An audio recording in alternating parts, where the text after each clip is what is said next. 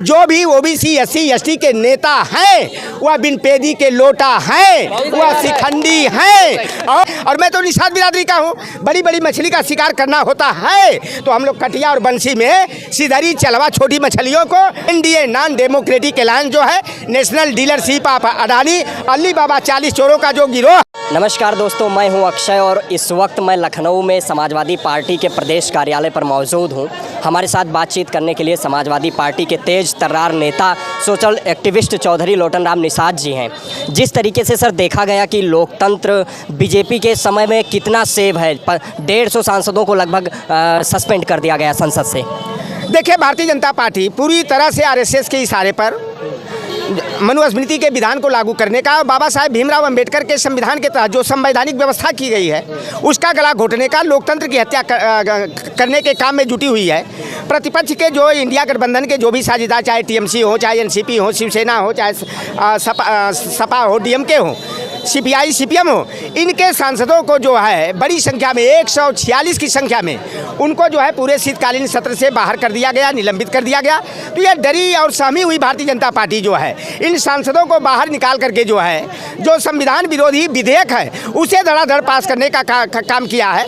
और अभी जो एक आरएसएस के सह संचालक है हरि भैया, उन्होंने बनारस में कहा था कि हमारा लक्ष्य है भारत को हिंदू राष्ट्र बनाना और भारत में जो है मनुस्मृति के विधान के अनुसार हिंदू राष्ट्र से दिक्कत करना। हिंदू राष्ट्र कैसे हिंदू राष्ट्र बना दोगे? मुसलमान कहाँ जाएंगे, सिख कहाँ जाएंगे, ईसाई कहाँ जाएंगे, जैन बौद्ध पारसी कहाँ जाएंगे? ये भारत की खूबसूरती जो है यह सभी धर्मों के समन्वय से है।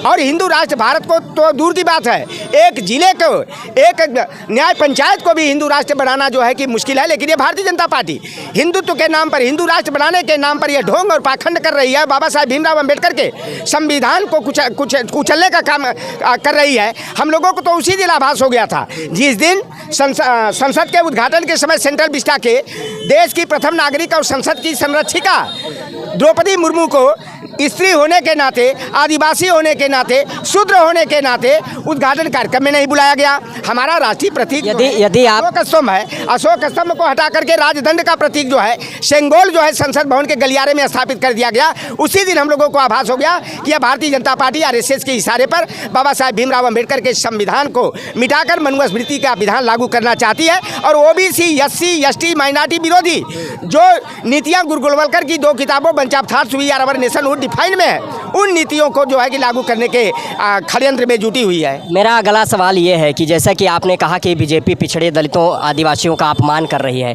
लेकिन बीजेपी तो कर रही है, अभी जनदीप धड़कर जी हैं, उनकी मिमिक्री की गई जिस तरीके से कर रही है, जाट समाज का अपमान है, पिछड़ों का अपमान है, बीजेपी इसको कह रही है, विपक्ष अपमानित कर रहा है, जबकि उपराष्ट्रपति भी हैं वो। देखिए, पहले तो मैं भारतीय जनता पार्टी वाले बेशर्मों से, बेहयाओं से पूछना चाहता हूं कि राष्ट्रपति का पद हो, चाहे उपराष्ट्रपति का पद हो, लोकसभा अध्यक्ष का पद हो, यह संवैधानिक पद होता है। और जिस तरह से देश के प्रधानमंत्री नरेंद्र मोदी के यहाँ जगदीप धनखड़ इस तरह कर रहे हैं, देश की राष्ट्रपति नतमस्तक हैं, लोकसभा के अध्यक्ष आप भी कर रहे हैं, आपको भी बता देंगे अपमान कर। यह मैं जानना चाहता हूँ ये भाजपा आरएसएस वालों से कि क्या यह जो है कि आदिवासी का अपमान नहीं है, क्या यह वैश्य समाज का अपमान नहीं है, क्या यह जाट समाज का अपमान नहीं है? देखो, अभी खाप पंचायत के लोगों ने कह दिया, जाट समाज के लोगों ने, जो भारतीय जनता पार्टी कह रही है कि जाट समाज जाति का अपमान है या पिछड़ों का अपमान है, तो देखो भैया, टूटी हुई खाट और झुका हुआ जाट होता है बेकार, यह किसी काम का नहीं होता है, यह जाति से बाहर कर दिया जाता है। और खाप पंचायत ने कल कह दिया कि हम लोग जाट समाज जो है ये जगदीप धनखड़ का बधुआ मजदूर नहीं है, जो हमारे आरक्षण का विरोधी है, जो संविधान का विरोधी है, जो लोकतंत्र का विरोधी है, जो पिछड़ों का विरोधी है, जो संवैधानिक अधिकारों को खत्म करने का काम कर रहे हैं। जाट समाज उस भारतीय जनता पार्टी के साथ नहीं है। और खाप पंचायत के लोगों ने कहा कि मरा जाट उसे समझियो जो आरएसएस का हो, यानी कि जो आरएसएस का जाट होता है वह बिरादरी से बाहर माना जाता है, उस जाट का कोई अस्तित्व नहीं होता है। तो जगदीप धनखड़ जी पहले तो भाई 89 और 90 में केंद्र में मंत्री थे, जनता दल की सरकार थी, बाद में कांग्रेस में गए, तो जाट समाज उनके साथ था, लेकिन जगदीश धनखड़ जब से भारतीय जनता पार्टी आरएसएस के खेमे में गए, जाट समाज ने उनका बहिष्कार कर दिया है। और भारतीय जनता पार्टी वाले बेईमानों से मैं पूछना चाहता हूं कि जगदीश धनखड़ की मिमिक्री करने पर उसे जाट जाति का अपमान बताया जा रहा है, पिछड़ों का अपमान बताया जा रहा है। जिस दिन वह हमारी महिला रेसलर जो थी, हमारी महिला कुश्ती संघ की हमारी बहनें साक्षी मलिक हो, चाहे विनेश फोगाट आदि हो, सभी मोस्टली तो जाट समाज की थी। और उनको जो है जंतर मंतर पर कितनी बदतमीजी उनके साथ किया गया, भारतीय जनता पार्टी के सरकार में उनका मान मर्दन किया गया, उनको अपमानित किया गया, उनके आरोप को भी अनसुना किया गया। तो उस दिन क्या पिछड़ों का अपमान नहीं दिखाई देता था क्या? जब मोस्टली जो 773 जो किसान मरे जो गाजीपुर बॉर्डर पर, तो उसमें तो मोस्टली हरियाणा के, पंजाब के और उत्तर प्रदेश के, राजस्थान के हमारे जाट भाई थे। तो जब उनको बेमौत मारा गया, तब पिछड़ों का अपमान और जाट का अपमान नहीं दिखाई देता था क्या? उस दिन नहीं हुआ अपमान दिखाई दिया क्या?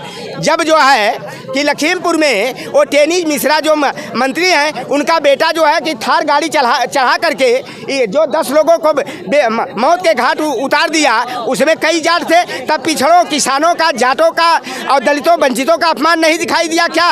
ये भारतीय जनता पार्टी जो है केवल पिछड़े दलितों वंचितों के नाम पर ढोंग करती है। और भारतीय जनता पार्टी में जो भी ओबीसी एससी एसटी के नेता हैं, वह बिन पेदी के लोटा हैं, वह शिखंडी हैं। और जो समाज का जो संवैधानिक अधिकार है, अगर भारतीय जनता पार्टी की सरकार में ओबीसी एससी एसटी के जो आरक्षण नियमावली के तहत जो व्यवस्था दी गई है, भारतीय जनता पार्टी जो है कि उसको छीनने का काम कर रही है। और यह ओबीसी एससी के नेता केवल गिना देती है भारतीय जनता पार्टी कि हमारी पार्टी से 112 सांसद हैं, 29 ठो केंद्र में मंत्री हैं, 28 ठो उत्तर प्रदेश में मंत्री हैं, 90 ठो विधायक ओबीसी के हैं, 67 विधायक अनुसूचित जाति के।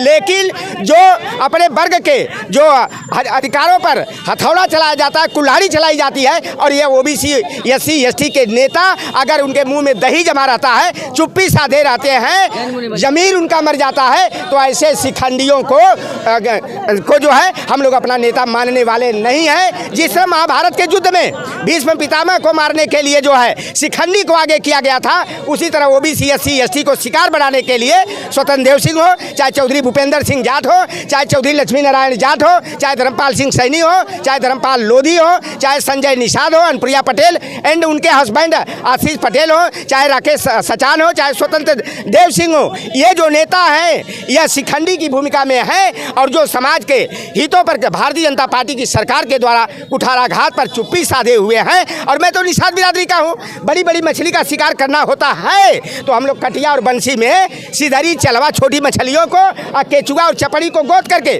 बड़ी से बड़ी मछली का शिकार कर लेते हैं। तो ये भारतीय जनता पार्टी में जो भी ओबीसी एससी एसटी के नेता हैं, भारतीय जनता पार्टी जैसी शिकारी जो है इन्हें अपनी कटिया और बंसी का चारा बना करके ओबीसी एससी एसटी को शिकार बनाती आ रही है। लेकिन अब इंडिया गठबंधन बन गया है, समाजवादी पार्टी ने पीडीए फार्मूला को आगे किया है। अब यही पीडीए फार्मूला जो है भारतीय जनता पार्टी के विजय रथ को उत्तर प्रदेश में रोकेगा और उसके रथ के पहिया को उखाड़ फेंकेगा। और 2024 में एनडीए नॉन डेमोक्रेटिक अलायंस जो है, national dealership of Adani Ali Baba 40 चोरों का जो गिरोह है, इंडिया जीतेगा, एनडीए हारेगा और 2024 में इंडिया गठबंधन की सरकार बनेगी। और हम लोगों को विश्वास है कि जिस तरह सत्ता का जब हस्तांतरण हुआ, हमारा देश आज़ाद हुआ, 15 अगस्त 1947 को बागपत निवासी हुकुम सिंह यादव ने लाल किला की प्राचीर से तिरंगा झंडा फहराया था, उसी तरह 2024 में 15 अगस्त 1947 को अखिलेश यादव जी लाल किला की प्राचीर से प्रधानमंत्री के रूप में तिरंगा झंडा फहराएंगे। चलिए, बहुत शुक्रिया हमारे साथ बातचीत करने के लिए। मैं इस वक्त समाजवादी पार्टी के नेता चौधरी लोटन राम निषाद जी थे। इनका कहना है कि 2024 में इंडिया गठबंधन सरकार बनाएगी और जिस तरीके से भारतीय जनता पार्टी पिछड़े दलितों आदिवासियों का अपमान कर रही है और जिस तरीके से उनको एक कठपुतली बनाकर रखती है अपने कैबिनेट में, वो तमाम आरोप इन्होंने लगाया। इस विषय पर आप सभी लोगों की क्या प्रतिक्रिया, आप अपनी प्रतिक्रिया कमेंट बॉक्स के माध्यम से अवश्य दें। अक्षय की रिपोर्ट, कैमरे के पीछे गौरव है।